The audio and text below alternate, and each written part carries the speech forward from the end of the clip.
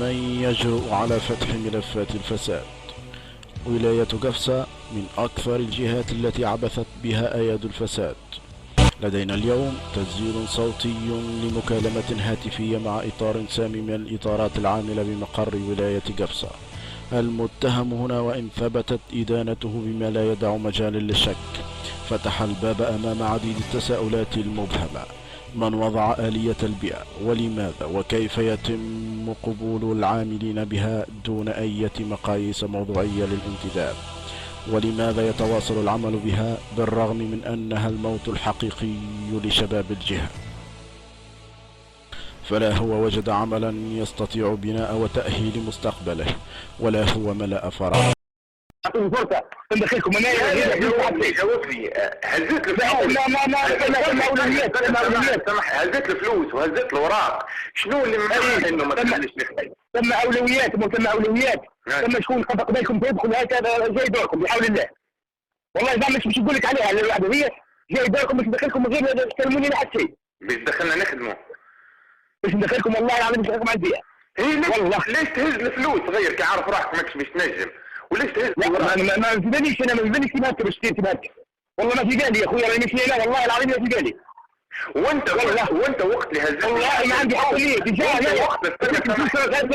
وانت وقت اللي هزيت من عنا الفلوس قلت راني مانيش وحدي في الحكايه، راهم ثم معايا جماعه هكا ولا؟ اسمعني تبوك اسمعني انا خدمت سيادتكم انا وجماعه ولا؟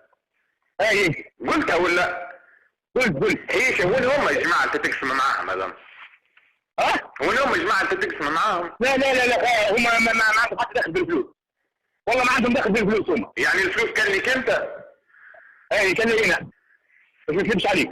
ما الصراحه راحه ولا؟ لا نحبك تصارحني، نحبك تحكي لي. تو انا جاتني انا فهمني، اعطوني فلوس فهمتني وجيبوا لي ورقكم تورق لكم اموركم في البيئه. شهر رمضان بعد ديسمبر تخلصوا صحيح؟ اول سنوات سبع صحيح، في هذا كله سبع. اعطيناك الفلوس، هزيت من عندنا الفلوس ولا؟ وجبناها لك ليديك ولا لا؟ واعطيناك الاوراق وحلينا لك الكونت ولا لا؟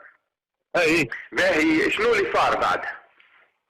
شنو تو يعني قلت قدمت اوراق وما مثلش ربي، يعني قلت من بين حكيت لك مثلش ربي جيت بالدور استنى جيت استنى فهمت ولا؟ مثلش ربي استنى. باهي اوكي اسمع فيه ولا؟ نقابلوا في نقابلوا صباح ان شاء الله ان شاء الله يا عم ربي. كان بقينا حيين ان شاء الله.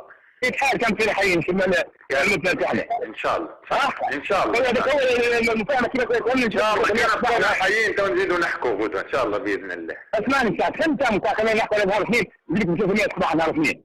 جيب لنا فلوس، ترجع لنا في قالك ترجع لنا فلوسنا. اي كان شايفكم ايه؟ باهي والاوراق تاعنا ترجعها لنا.